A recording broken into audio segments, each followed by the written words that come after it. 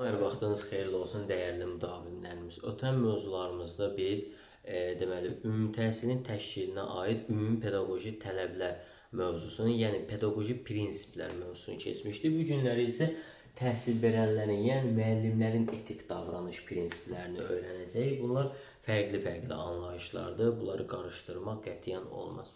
Videomuz çox uzun alınmasın istəyirəm. 7 əsas prinsipimizi göstərmişəm və bunların yadda qalması üçün açar ifadələr, açar sözlər burada vermişəm. İnşallah ki, hər birinin izahını verəcəm. Baxırıq birinci prinsipimizə. Burada birinci qanunçuluq prinsipini götürmüşük. Ümumiyyətlə, müəllim öz əmək funksiyasını yerinə yetirən zaman, öz peşəsini, vəzifəsini icra edən zaman Azərbaycan Respublikasının qanunlarından, baxın, AYR2 yazmışam. Azərbaycan Respublikasının qanunlarından və təhsil haqqında qanunlardan kənara çıxmamalıdır. Yəni, müəllim əmək funksiyasını yerinə yetirən zaman Azərbaycan Respublikasının qanunları, Azərbaycan Respublikasının konstitusiyasında göstərilən bütün müddəalar, təhsil haqqında olan qanun, təhsil müddəaları ki var, müəllim ondan kənara çıxmamalıdır. Müəllim həmin bu qanunlardan kənara çıxması müəllimin qanunçuluq etik davranış prinsipinin pozulması deməkdir. İkincidə qərəzsizlik prinsipi yazmışıq. Nədir qərəzsizlik prinsipi? Baxın, açar sözlər kimi etnik mənsubiyyət, din, dil, irq, əqidə, cins və sosial vəziyyət açar sözlərini qoymuşuq. Qərəzsizlik prinsipinə aid bir misal çəkək. Fərz edək ki, müəllim sinifdə dərs deyən zaman hər hansı bir şagirdin nitqində qüsur olduğuna görə digər şagirdlərə nisbətən müəllimin ona yanaşması daha fərqlidir.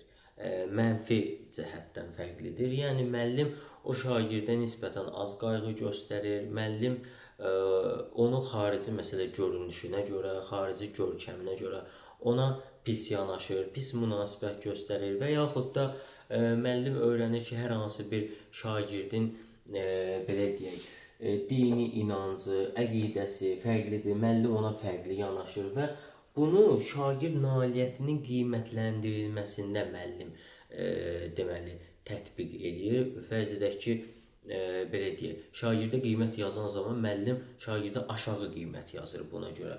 Və yaxud da burada cinsinə görə ona münasibəti ola bilər ki, müəllim belə deyək, feminist düşüncəsində olan müəllim ola bilər və yaxud da gender bərabərliyini qəbul edən və yaxud da etməyən bir müəllim ola bilər ki, buna görə də cins fərqi qoyub şagirdə buna görə belə deyək, qərəzli şəkildə yanaşa bilər. Sosial vəziyyət. Fərz edək ki, şagirdin ailəsində hər hansı bir belə deyək, sosial vəziyyətində hər hansı bir müəllim məsələni bilir və buna görə şagirdə yanaşır.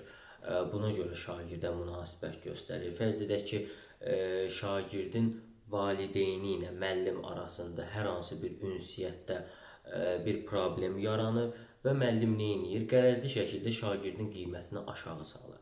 Bu, şagirdin deməli, qiymətinin aşağı salınması, onun etnik mənsubiyyətinə, dininə, dilinə, irqinə, əqidəsinə görə müəllimin ona qərəzli şəkildə yanaşması, onun təlim nailiyyətlərinə qərəzli şəkildə aşağı salması, onun qiymətləndirilməsini aşağı salması qərəzsizlik prinsipinin pozulmasıdır. Yəni, bu cür situasiya suallarda biz deməli, situasiya suallarının izahını vermişik.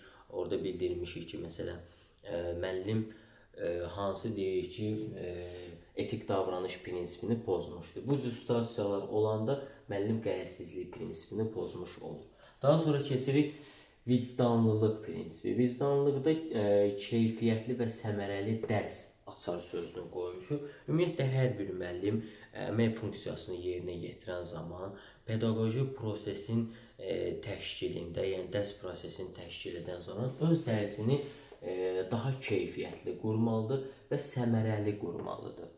Bütün müəllimlər keyfiyyətli və səmərəli deməli, dərs qurmalıdır. Müəllimin dərsi keyfiyyətli və səmərəli olmalıdır.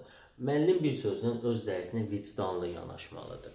Daha sonra baxırıq loyallıq prinsipi və ictimai etimad prinsipi. Çoxu loyallıqla ictimai etimad prinsiplərini qarışdıra bilər. Burada yazmışıq ki, şəffaf olmayan ictimai rəy, ictimai etimadda isə yazmışıq şəffaf rəy, yəni şəffaf olan ictimai rəy və müəllim adının uca tutulması, xalqın sevgisinin qazanılması. Birinci loyallığın izahını verək. Loyallıq o deməkdir ki, fərz edək ki, müəllim öz əmək funksiyasını yerinə yetirən zaman öz belə deyək, peşə fəaliyyətində onun fəaliyyətinə aid olmayan mövzulardan kənar çıxışlar edərək, istər bu dövlət əleyhinə olsun, istər deməli dərs dediyi təhsil müəssisəsinə aid olsun, həmin təhsil müəssisəsinin daxilində hər hansı bir rəhbər şəxslər barəsində olsun, ümumiyyətlə onun vəzifəsinə aid olmayan hər hansı bir çıxışlar deyirsə, hər hansı bir ictimai rəy bildirirsə, bu loyallıq prinsipinin pozulması deməkdir. Yəni müəllim onun peşə fəaliyyətinə, vəzifəsinə aid olmayan ictimai rəylərin verməsi onun loyallıq prinsipinin pozulmasıdır. Ona görə də müəllim hər zaman loyallıq prinsipini gözləməlidir.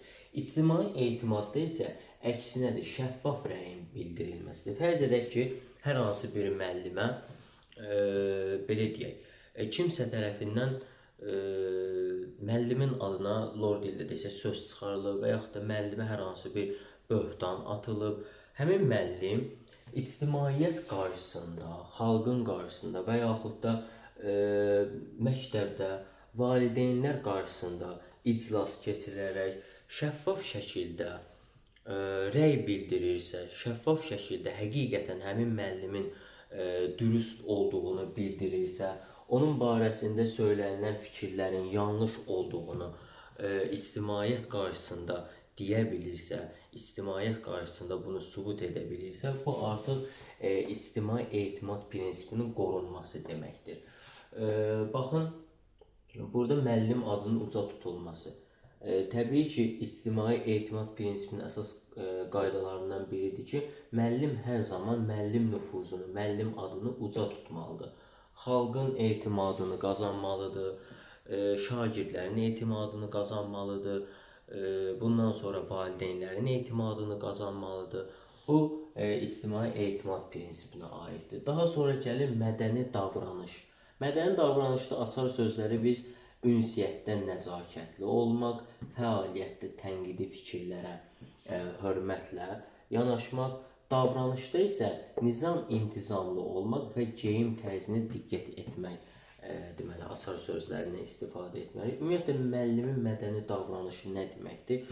Müəllim hər zaman ünsiyyətdə pedaqoji prosesin iştirakçıları, bura daxildir digər müəllim kollektivi, şagird şəxsiyyəti, bütün şagirdlər, müəllimin dərs dediyi və yaxud da demədiyi şagirdlər, bura aiddir digər məsələ pedaqoji prosesin iştirakçıları, bura aiddir bundan başqa pedaqoji prosesin iştirakçıları olmayan şəxslər, məsələn, şagirdlərin deməli yaxınları və yaxud da şagirdlərin valideynləri belə deyək olsun. Bunlarla ünsiyyət zamanı müəllim hər zaman nəzakətli, təmkinli olmalıdır və müəllim öz fəaliyyətində, yəni öz peşə fəaliyyətini yerinə yetirən zaman ona bildirilən bütün tənqidi fikirlərə neynəməlidir?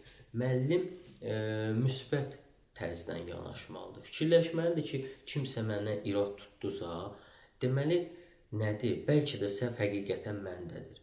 Ona görə də müəllim həmişə tənqidi fikirləşməlidir və öz üzərində çox çalışmalıdır ki, ona bildirilən tənqidi fikirlərə müəllim hər zaman nə edə bilsin, diqqət göstərə bilsin, onun üzərində çalışsın və onda olan mənfi fikirləri aradan qaldıra bilsin. Daha sonra davranışda nizam intizam. Müəllim öz peşə funksiyasını yerinə yetirən zaman öz davranışlarına diqqət yetirməlidir. Müəllim hər zaman nizam intizamlı olmalıdır. Məktəb nizamnaməsinin, qayda qanunlarından kənara çıxmamalıdır. Nizamlı intizamlı olmalıdır. Müəllimin xarici görkəmi və geyim tərzi hər zaman belə deyək, təhsil müəssisəsinə uyğun olmalıdır, təhsil müəssisəsinə uyğun tərzdə geyinməlidir. Ümumiyyətlə bunların hamısı mədəni davranış prinsipinə aiddir. Son olaraq son bir prinsipimiz qaldı. İnsan hüquq və azadlığına hörmət prinsipi. Nədir insan hüquq və azadlığına hörmət? Burada açıq söz kimi pedaqoji proses iştirakçılarının məxfiliyinin qorunmasıdır. Baxın, fərz edək ki, müəllim şagirdin valideyni ilə danışır. Şagirdin valideyni ilə danışdığında fərz edək ki, şagird dərsə gecikir. Müəllim bunun gecikmə səbəblərini öyrənir və müəllim aşkarlayır ki, şagirdin ailəsində hər hansı bir onun şəxsi həyatında bir problem var. Və müəllim nə edir? Gəlir bunu ictimailəşdirir. Müəllim ümumiyyətlə şagirdlərlə keçirdiyi iclaslarda bunu ictimailəşdirir. Bütün şagird şəxsiyyətinə bunu yayır və müəllim nə etmiş olur? İnsan hüquq və azadlığına hörmət prinsipini, yəni məxfilik prinsipini, məxfiliyin qorunması prinsipini müəllim pozmuş olur. Dərsimizin izahı hələ ki bu qədərdir. Çalışdım qısa şəkildə yəni sizlərə yadda qalan açar sözlərlə deməli təhsil verənlərin, yəni müəllimlərin etik davranış prinsiplərini sizlərə izah edeyim. Sağ olun, salamat qalın, Allah amanında.